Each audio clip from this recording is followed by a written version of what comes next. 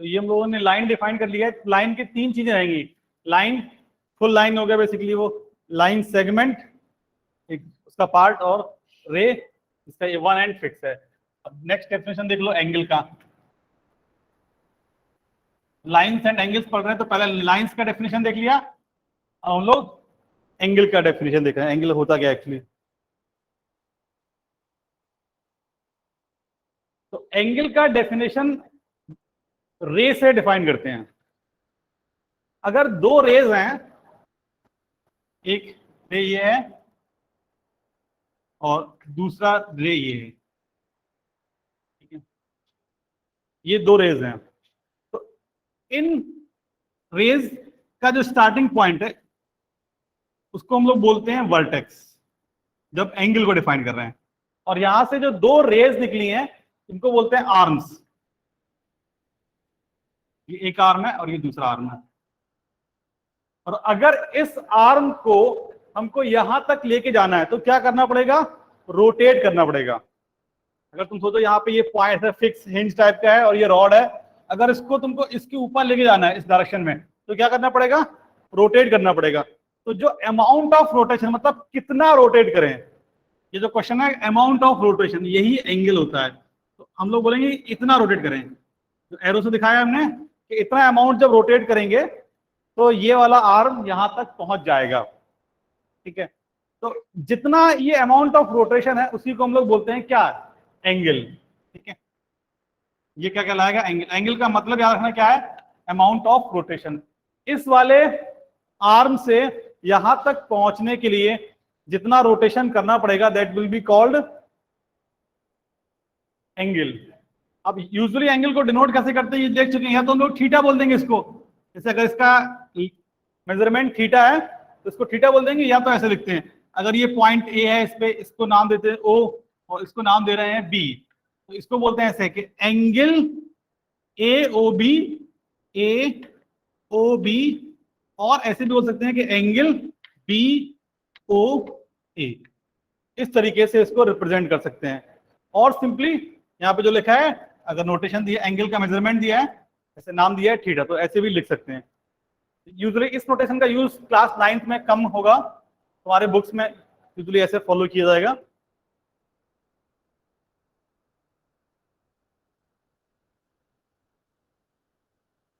ठीक है, अब यहां पर एक खास बात तुमको जो याद रखनी है, एंगल हम लोग देखो कैसे मेजर कर रहे हैं, ये ध्यान दो।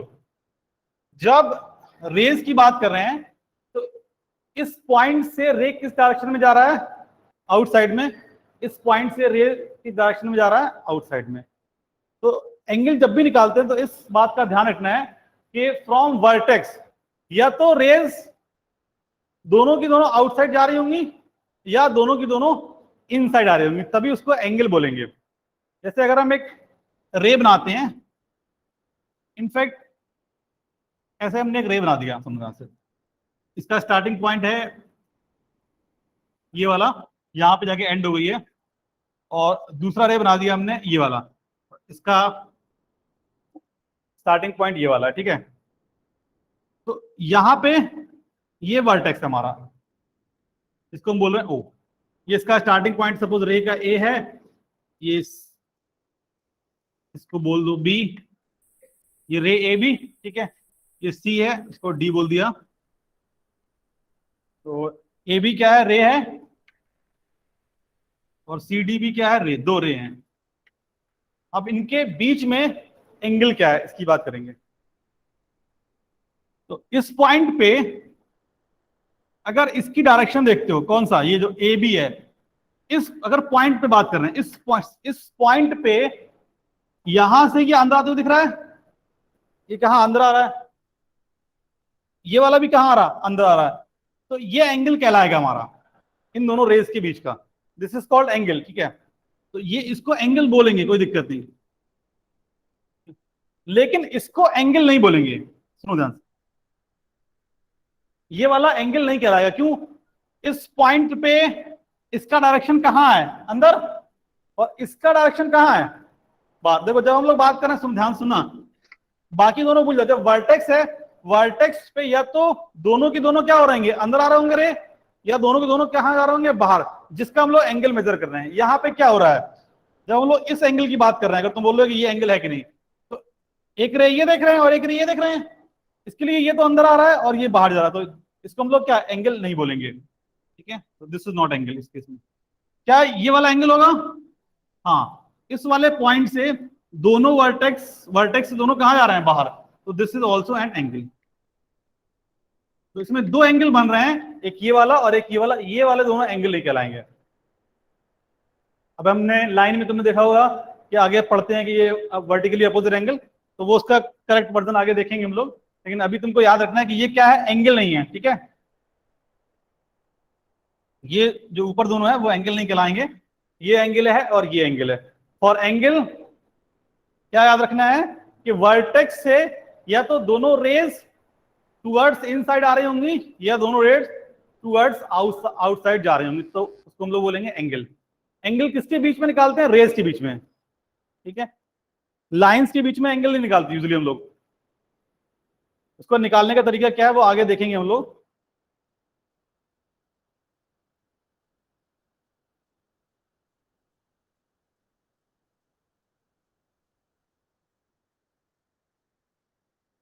लिख लिया हो तुमने।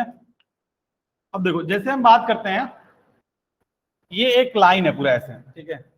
अगर हम इसको लाइन बोल रहे हैं, इसका मतलब ये है कि ये अब कभी एंड नहीं हो रहा है, ठीक है। तो लाइन को कैसे डिनोट किया था बोलो हमने, इसके दोनों एंड कहां को टेंड कर रहे हैं, टुवर्ड्स इंफिनिटी को, ठीक है। तो इसको नाम दे दो, सपोज ये है पॉइंट ए और ये है बी। तो ए बी क्या है, हमारा लाइन है ना, तो ये ए बी क्या है, इज अ लाइन, ये एक लाइन है। अब हम लोग डिफाइन कर रहे हैं लाइंस के बीच में एंगल कैसे डिफाइन करते हैं। और एक और लाइन ले लिया हमने C D.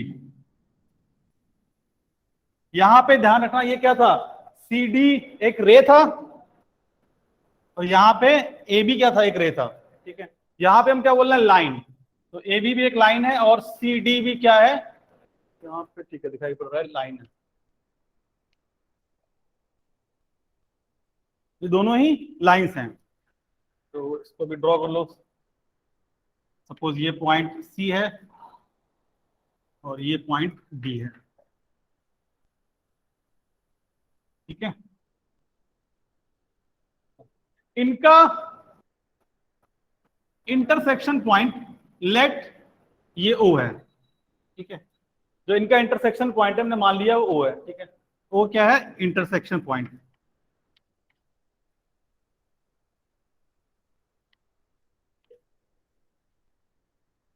Of A B and C D, ये होगा, ठीक है। अब ये बताओ ओ ए क्या होगा, लाइन होगा, लाइन सेगमेंट होगा या रे होगा, ओ ए बोलो। ओ ए को क्या बोलेंगे, लाइन सेगमेंट, नहीं बेटा रे होगा ये ना, बोलो समझ में आ रहा है। क्योंकि देखो अगर तुम ओ ए की बात कर रहे हो, ओ ए इसका क्या है, एक एंड तो फिक्स है ओ पे और दूसरा एंड कहां टुवर्ड्स इंफिनिटी जा रहा, तो ओ ए क्या है, एक रे है। ओ बी, ओ बी ये भी एक रे है, ओ सी ये भी एक रे है, और ओ डी क्या है ये, तो ये चारों क्या है, रेज, ओ ए, ओ बी, ओ सी और ओ डी, ये क्या है, रेज, ऑल आर रेज, ठीक है।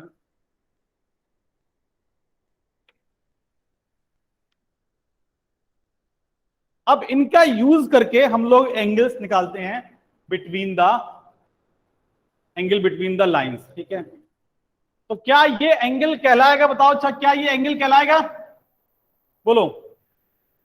बिल्कुल कहलाएगा, क्यों, क्योंकि इस पॉइंट से दोनों रेज कहां को जा रही हैं, आउटसाइड, तो ये भी एंगल है, ठीक है।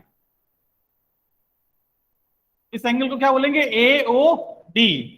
ये वाला एंगल कहलाएगा क्या, हाँ ये भी एंगल कहलाएगा, क्यों, क्योंकि यहां से भी दोनों कहां को जा रही हैं, आउटसाइड।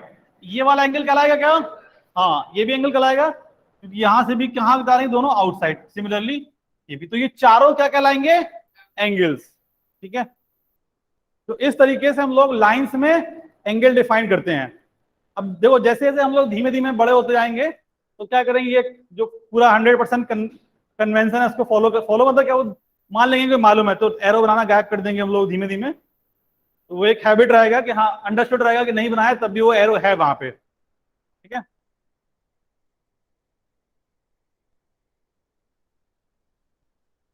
तो इसमें चारों एंगल्स हैं, लाइंस के बीच में चार एंगल बन गए, लेकिन जब हम लोग ऐसे डिफाइन कर रहे थे रे, तो वहां पे सिर्फ दो ही एंगल थे, ठीक है, ध्यान रखो।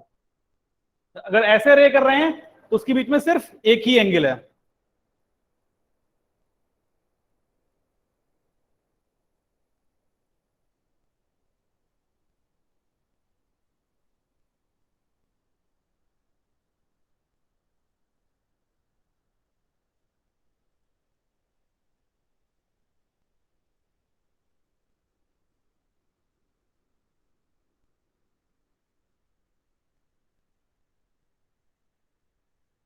हाँ बोलो बेटा, क्या क्वेश्चन है।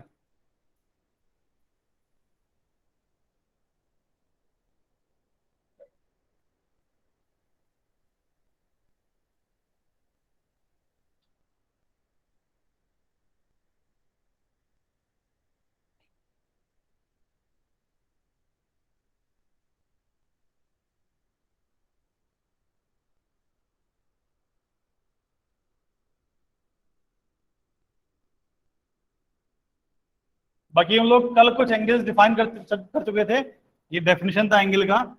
तो स्ट्रेट एंगल क्या होता है, रिफ्लेक्स एंगल, सब डेफिनेशन कल देखे थे हम लोगों ने, कॉम्प्लीमेंट्री सप्लीमेंट्री।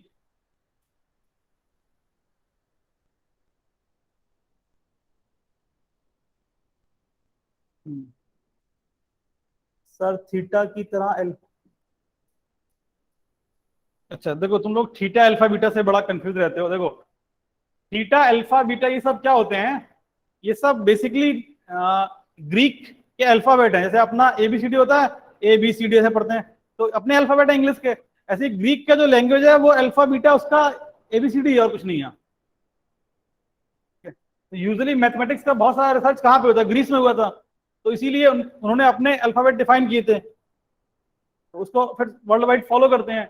तो एंगल को डिनोट करने के लिए, मतलब जैसे कोई ये बोला एंगल ए ओ डी, ठीक है, तो इसको शॉर्ट में बोला कि कौन इतना बड़ा लिखेगा, तीन तीन लेटर का, उसने एक लेटर में बोल दिया गया लेट इट बी अल्फा, बस और कुछ नहीं। उसका सिर्फ मीनिंग इतना है। जैसे हम लोग करते हैं इक्वेशन लिखते हैं कभी कई बार लीनियर पेयर में, तो उसको नंबरिंग कर देते ना कि ये इक्वेशन नंबर 1, ये इक्वेशन नंबर 2। तो बस बेसिकली सिर्फ वही काम है ये। जब उसको रेफर करना तो क्या बोल देंगे, वो इक्वेशन नंबर 1, तो वो इक्वेशन में जाके देख लेंगे कि हाँ ये वाला है। मतलब जैसे अगर हमने इसको थीटा लिख दिया तो यहाँ पे लिखेंगे थीटा, तो बोलेगा एंगल थीटा, तो हम लोग पिक्चर में जाके देख लेंगे कि हाँ कौन से एंगल की बात कर रहा है वो। उसका मीनिंग सिर्फ इतना होता है, एक काइंड ऑफ शॉर्ट हैंड है, बस शॉर्ट में लिखना है, कम लिखना पड़े, ठीक है। इसीलिए थीटा अल्फा बीटा सब डिफाइन करते हैं, सिर्फ क्या उसको नाम दे देते हैं, ठीक है। ओके, तो हम लोगों ने कल स्ट्रेट एंगल देख लिया था ना। क्या था कि अगर ये एक लाइन है, लाइन ए बी, अगर एक लाइन ए बी है तो इस पे अगर कोई एक पॉइंट है ओ, इसको इस फॉर्म में डिफाइन कर रहे हैं पूरा। अगर वो हमारा वर्टेक्स है, वो क्या है, वर्टेक्स, तो ये एंगल कहलाएगा क्या, पहले ये बताओ, क्या ये एंगल कहलाएगा। हाँ, क्योंकि इस पॉइंट से क्या हो रहा है, दोनों आउटसाइड जा रहे हैं, जा रहे हैं। तो इस पॉइंट को हम चाहे यहां पे ले लें, यहां पे ले लें, या कहीं पर भी ले लें, तो तब भी ये क्या कहलाएगा, देख लो, चाहे तुम कहीं पर भी पॉइंट को ड्रॉ कर लो लाइन पे, तब भी ये क्या कहलाएगा, स्ट्रेट एंगल, ठीक है। और क्यों ध्यान रखो ये चीज जरूरी है, क्योंकि ये भी आउटसाइड जा रहा है ओ बी, और ये भी क्या जा रहा है आउटसाइड, ओ बी क्या है रे, ओ ए क्या है रे, उन दोनों रेज के बीच का एंगल, और चूंकि दोनों आउटसाइड जा रहे हैं इसलिए ये एंगल वैलिड है, ठीक है। तो यहाँ पे भी लिखना ओ ए क्या है, ओ ए एंड ओ बी हमारी क्या है, रेज। तो इसमें एंगल को लिखेंगे कैसे, का लिखना है तो ऐसे, एंगल ए ओ बी, ये तो बोलेंगे देखो, ए ओ बी होगा या बी ओ ए, ये क्या होगा, is equal to straight angle या 180 डिग्री, ठीक है। इसको स्ट्रेट एंगल भी बोलते हैं,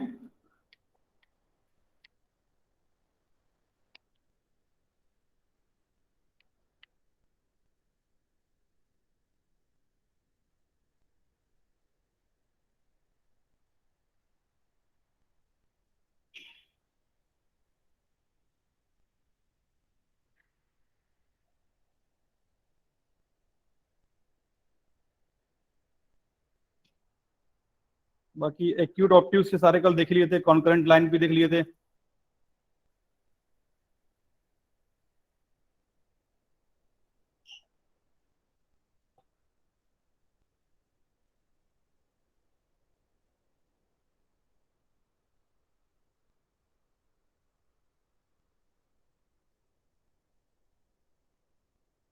लीनियर पेयर कल देख लिया था ना, क्या होता है लाइन में, देखो लीनियर पेयर,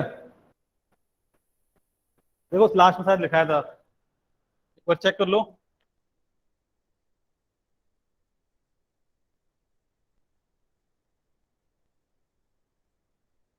लीनियर पेयर शायद लास्ट में तुमको लिखाया था, नहीं लिखाया था तो बता देते हैं अभी।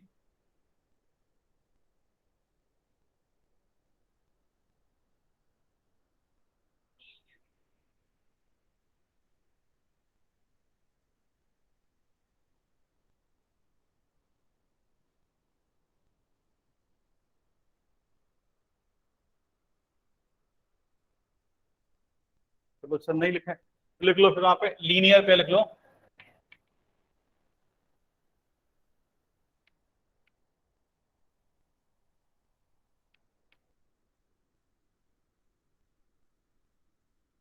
अच्छा एडजेसेंट एंगल का लिखाया था ना, एडजेसेंट एंगल क्या होते हैं, लिखाया था ना, मतलब डेफिनेशन तो कल, जो एंगल बगल बगल में होते हैं ना, तो ठीक है उसको बताया लिखवाया, मतलब बात सही है वो, ठीक है। एडजेसेंट एंगल, हाँ ठीक है चलो। देखो तो हम बोल रहे हैं अगर, ये भी हम बता रहे हैं सारा, ठीक है तुमको लिखना है अपने पास से, हम दोनों लिखेंगे तुम्हारी कॉपी में। अगर दो एडजेसेंट एंगल है, मतलब देखो ये एक वर्टेक्स है सपोज ओ, इसको बोल दिया हमने कुछ ए, ये सारी क्या है रेज, ओ ए भी रे है, ओ सी भी रे है, और ओ बी भी क्या है रे, ठीक है, ये तीनों रेज हैं। तो ये दोनों एंगल कैसे कहलाएंगे बताओ, angle A O C, A O C and angle B O C, ये दोनों एडजेसेंट एंगल्स हैं क्योंकि वो बगल बगल में है दोनों, ये दोनों कैसे हैं एडजेसेंट एंगल्स। तो अगर कभी ऐसा होता है कि एडजेसेंट एंगल्स में जो कॉमन आर्म है वो कौन सा बोलो, इसकी, इस एंगल के लिए दो आर्म, एक ओ ए है और एक ओसी है, इस एंगल के लिए आर्म क्या है, एक ओबी है और एक ओसी है, तो एक कॉमन आर्म है दोनों में, और हमेशा होगा अगर एडजेसेंट एंगल्स की बात कर रहे हैं। तो अगर कॉमन आर्म को छोड़ के जो बचे हुए दो आर्म हैं, अगर वो एक स्ट्रेट लाइन बना रहे हैं तो इसको क्या बोलेंगे, स्ट्रेट एंगल, सॉरी इनको लीनियर पेयर बोलेंगे। फिर कौन सा एंगल, ये वाला और ये वाला। तो चलो लिख लो, इसमें बोल देते हैं, लिखो, चलो चलो हम लिख ही देते हैं, तुम्हारी वैसे बुक में लिखा हुआ है, फिर भी साइड में यहाँ पर लिख देते हैं, two adjacent angles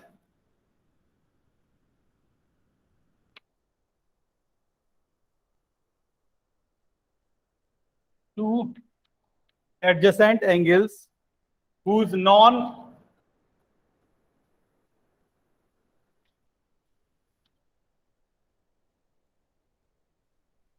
common arms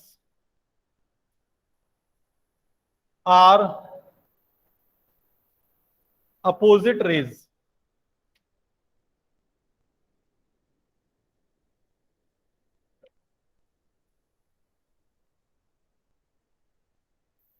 are said to be, are said to form linear pair।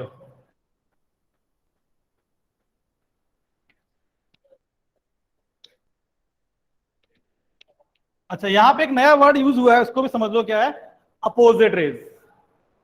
ये क्या होता है, अपोजिट रेज का मतलब सिंपली ये होता है कि अगर एक रे यहां पे जा रहा है तो दूसरा रे अपोजिट कहलाएगा, अगर वो इसका डायरेक्शन एग्जैक्टली इसके ऐसे अपोजिट में है। ये दोनों, अगर एक रे इस डायरेक्शन में जा रहा, दूसरा इस डायरेक्शन में जा रहा, तो क्या कहलाएंगे, ये अपोजिट रेज, ठीक है। ये क्या है, अपोजिट रेज। और थोड़ा कॉमन सेंस भी दिख ही रहा है वो तो, कि अपोजिट रेज का मतलब क्या है, कि उल्टा डायरेक्शन में चलना है उसको।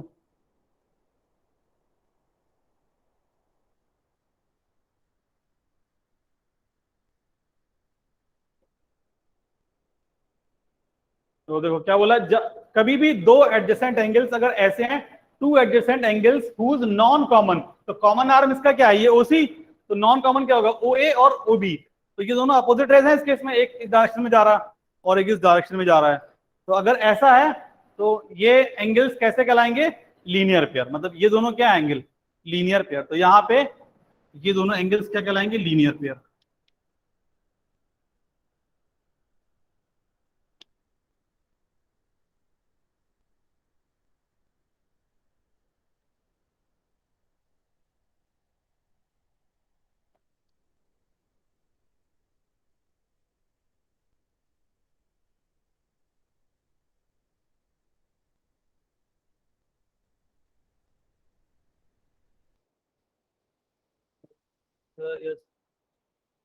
सर थीटा की तरह अल्फा और बीटा, हाँ बेटा किसी को भी ले सकते हो तुम, थीटा की अल्फा बीटा, तुम अपना नाम भी लिख दो तब भी चलेगा, कोई दिक्कत नहीं उससे, ठीक है। बस वहां पे कन्वेंशन थीटा अल्फा बीटा लेने का है, तो हम लेने को कन्वेंशन ब्रेक करके कुछ भी ले सकते हैं, गलत नहीं होगा टेक्निकली वो, ठीक है।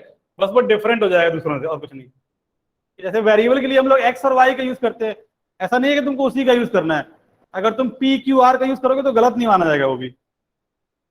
बस क्या है, हम लोग कन्वेंशन ब्रेक करके कुछ और लिख रहे हैं, क्योंकि हम लोगों को बाकी दुनिया के साथ चलना है, इसलिए कन्वेंशन फॉलो कर लेते हैं ताकि दिक्कत नहीं हो लोगों को और लोग समझ पाए आसानी से, इसीलिए कन्वेंशन बनाए जाते हैं। कुछ कन्वेंशन कंपलसरी होते हैं फॉलो करना, जैसे ट्रैफिक रूल्स क्या आते हैं, वो भी कन्वेंशन होते हैं, हर कंट्री का अपना अलग कन्वेंशन होता है, ठीक है। तो जिस कंट्री में वहाँ के कन्वेंशन तुमको फॉलो करने पड़ेंगे। अब जैसे मैथमेटिक्स में तुमको वहाँ के कन्वेंशन फॉलो करने पड़ेंगे, अब यहाँ पे कोई पेनल्टी तो है नहीं तुम्हारे ऊपर, नहीं करोगे तो पेनल्टी लग जाएगी, लेकिन करोगे तो अच्छी है बेटा। ओके, ये हो गया लीनियर पेयर। अब नेक्स्ट लिख लो, एक्सिम ऑन लीनियर पेयर या Exim of linear pair.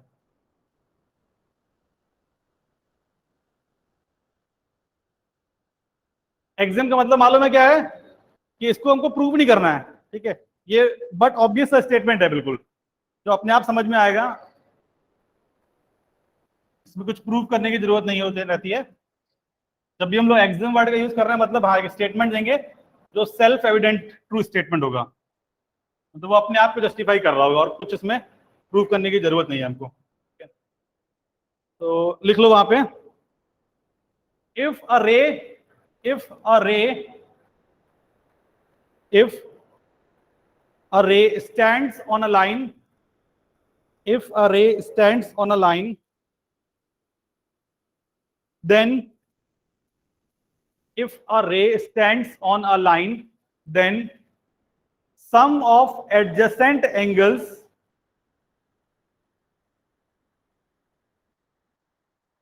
if a ray stands on a line, then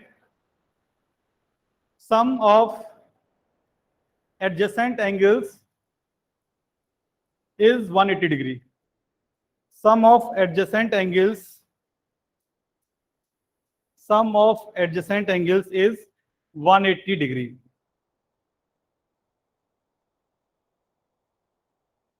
तो बेसिकली उसका कहने का मतलब क्या है, ये समझो।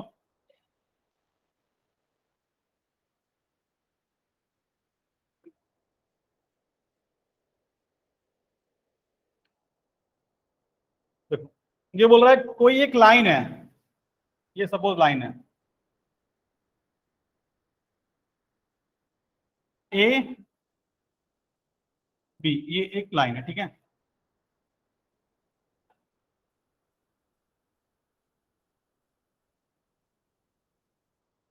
एक लाइन है, ठीक है। इस लाइन पे कोई एक रे स्टैंड कर रही है। डेफिनेशन है क्या बोला,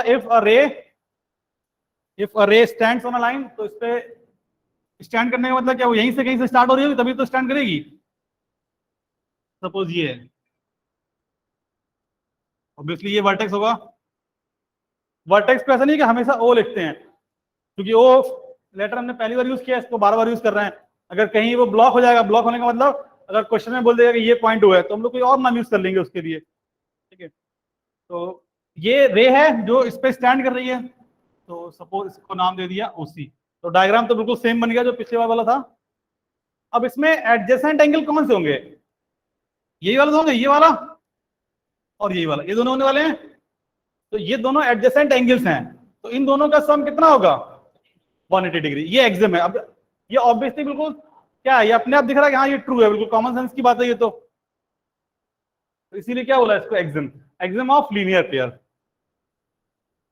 तो एंगल क्या बोलेंगे? AOC, AOC plus angle BOC, this will be 180 degree. ये क्या है? Exam of linear pair.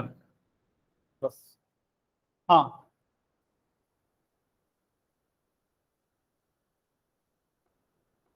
इसमें लीनियर पेयर और दूसरा वर्ड क्या बोल रही हो? लीनियर पेयर और एग्जाम में, एग्जाम क्या होता है पहली क्लास में बताए थे। एग्जाम कोई ऐसा स्टेटमेंट है जो अपने आप ट्रू होता है, कुछ भी हो सकता है वो, जैसे क्या सन ईस्ट से निकलता है, ये स्टेटमेंट है, ट्रू है, ये एग्जाम बोल सकते हो उसको, यूनिवर्सल ट्रूथ है, ये चेंज नहीं होगा। जो चीज अपने आप जिसको तुमको प्रूव नहीं करना है, ठीक है, जैसे हम बोल रहे हैं कि 2 = 2, ये ट्रू है, ठीक है। अगर हम बोल रहे हैं A = B और B = C, तो A = C होगा, तो ये इसको प्रूव नहीं करते कभी हम लोग ना, ये अपने आप ट्रू है, वो सेल्फ को एक्सप्लेन कर रहा है। तो ऐसे स्टेटमेंट जो अपने आप को एक्सप्लेन करते हैं उनको हम लोग एग्जाम बोलते हैं। तुम इसको चाहो तो पोस्टुलेट बोल सकते हो, क्योंकि ज्योमेट्री में पढ़ रहे हैं हम लोग। बोला था ना कि पोस्टुलेट किसको बोलते हैं, कि एग्जाम्स जो ज्योमेट्री से रिलेट करते हैं, जो ज्योमेट्री में स्पेसिफिक। लेकिन हम लोग हमेशा एग्जाम वर्ड का यूज करेंगे, क्योंकि आज की डेट में एग्जाम और पोस्टुलेट दोनों सेम चीजें मानी जाती हैं, अलग नहीं है वो। तो ये क्या है, एग्जाम का मतलब क्या है, ये एक स्टेटमेंट है जो अपने आप ट्रू है, इसको एक्सप्लेनेशन की रिक्वायरमेंट नहीं है। ये क्या बोल रहा है कि अगर एक लाइन पे एक रे स्टैंड कर रहा है, तो जो दो एडजेसेंट एंगल्स बनेंगे उनका सम क्या होगा? 180 डिग्री। और वो हमको मालूम है कि भाई स्ट्रेट एंगल, ये लाइन है तो स्ट्रेट एंगल बन रहा होगा, पूरा बन रहा होगा। और ये क्या करेगा, स्ट्रेट एंगल को दो पार्ट में डिवाइड कर रहा है, तो क्लियर बात है कि इन दोनों का सम भी क्या होगा? Straight angle. और कितना होगा? 180 डिग्री। अच्छा, अब इस एग्जाम की हेल्प से हम लोग एक थ्योरम प्रूव करेंगे, तो लिख लो तुम्हारा थ्योरम।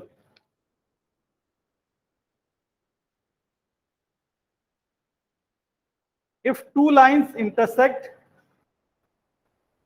थ्योरम लिख लेना ऐसे,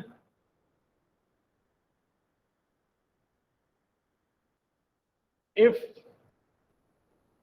टू लाइंस इंटरसेक्ट, दिख रहा है यहाँ पे, ठीक है। If two lines intersect, then the vertically opposite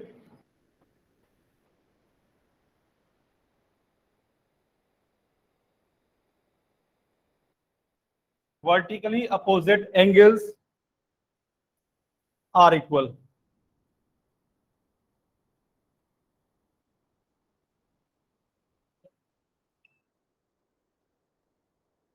ये थ्योरम है जिसको हमको प्रूव करना है।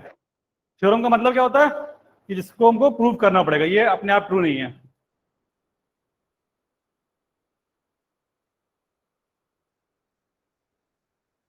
ये वैसे पढ़ा होगा सब लोगों ने, पिछली क्लास में बताया भी था हमने ये। अच्छा, शायद प्रूव नहीं बताया था,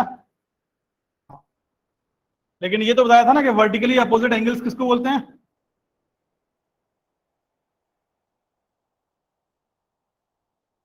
तो क्या होगा, दो लाइंस अगर इंटरसेक्ट कर रही हैं, सपोज की दोनों लाइंस हैं, ठीक है,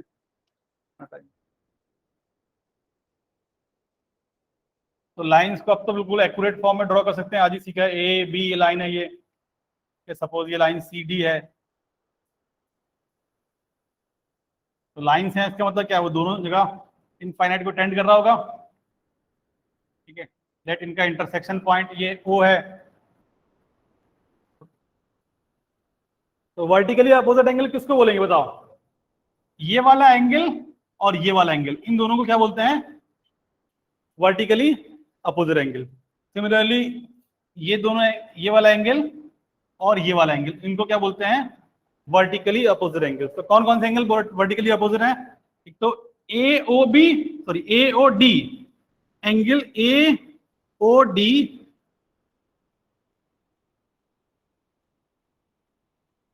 angle A O D and C O B या बी ओ सी, ठीक है, angle C B O C are vertically opposite angle.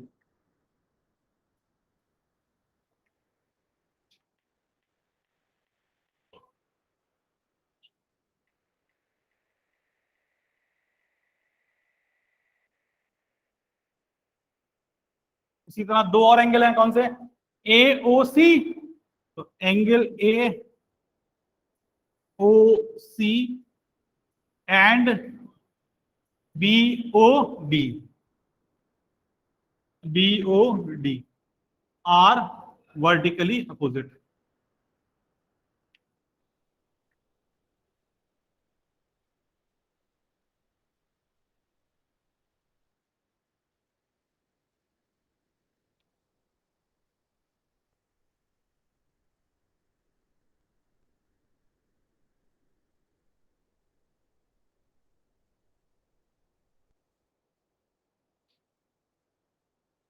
तो हमको प्रूव क्या करना है कि ये दोनों एंगल आपस में इक्वल हैं और ये दोनों एंगल आपस में इक्वल हैं।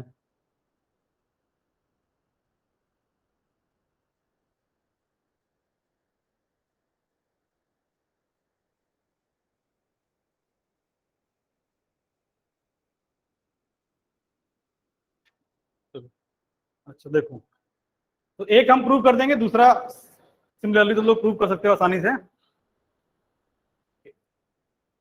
ए बी इज अ लाइन, दिख रहा है? बोलो, ए बी क्या है? इज अ लाइन, ठीक है। और ओ डी एक रे है जो उस लाइन पे स्टैंड कर रहा है, ठीक है। तो ओ डी इज अ रे stands on the line, stands on, दिख रहा है यहाँ पे, लाइन ए बी, ठीक है। तो अभी जो हम लोगों ने एग्जाम देखा है उसके हिसाब से क्या होना चाहिए कि ये जो रे है, ये रे जो दो एडजेसेंट एंगल्स बना रहा है उनका सम कितना होगा? 180 डिग्री होगा। ये लाइन है, ये रे है, तो हम बोल सकते हैं कौन सा एंगल बना रहा है। देखो, एक तो ए ओ डी और बी ओ डी। तो हम लोग बोल सकते हैं यूजिंग द एग्जाम के angle A O D plus A O D plus B O D plus angle B O D, this will be 180 degree, ठीक है, from the axiom of linear pair, ठीक है। हम चाहो तो लिख रहे हैं साइड में कि from exam of linear pair को लिख लिया। अगर हम लिखते नहीं कई बार चीजें, तुम लिख लिया अगर एग्जाम में तुमको लिखना है।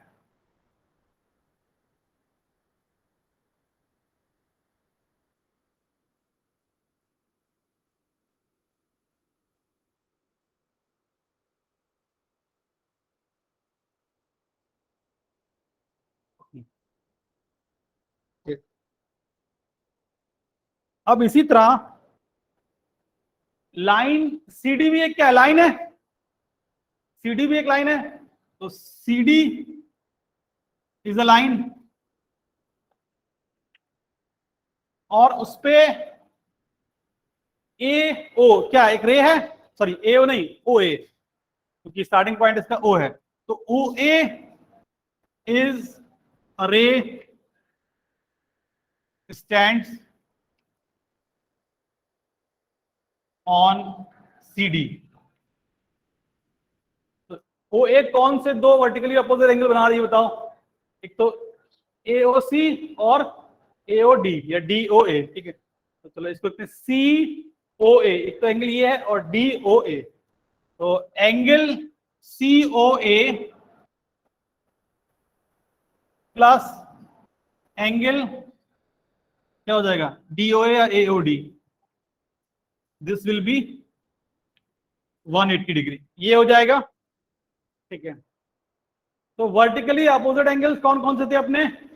ये दोनों अपोजिट थे, AOD और COB, और कौन से थे, AOC या COA और BOD, ये दोनों अपोजिट है। अच्छा ये बताओ, ये दोनों आपस में इक्वल हैं, ठीक है, ये दोनों 180 डिग्री हैं, ठीक है। तो इसको अगर नंबरिंग करते हैं सपोज 1 और 2, तो फ्रॉम 1 और 2 हम लोग क्या बोल सकते हैं बताओ,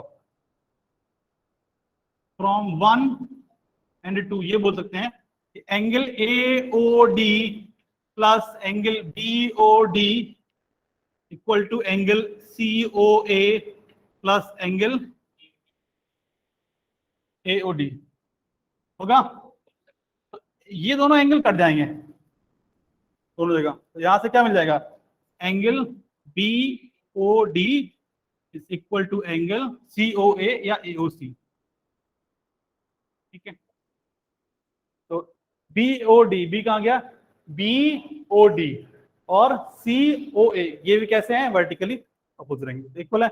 ये एक हमने कर दिया, दूसरा तुम लोग कर सकते हो, ठीक है। तो यहाँ पे मैंने कौन कौन सी रे ली हैं, एक तो OD और OA, इन दोनों रे को लिया है, ठीक है।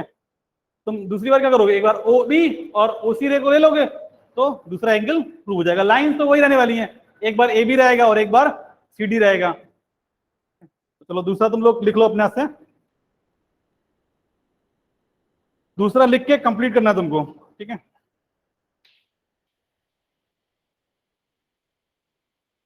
दूसरे के लिए ध्यान रखो, क्योंकि हमने AOD और AO यूज कर चुके हैं, अब दो रे बची हैं तो उनका तुमको यूज करना पड़ेगा।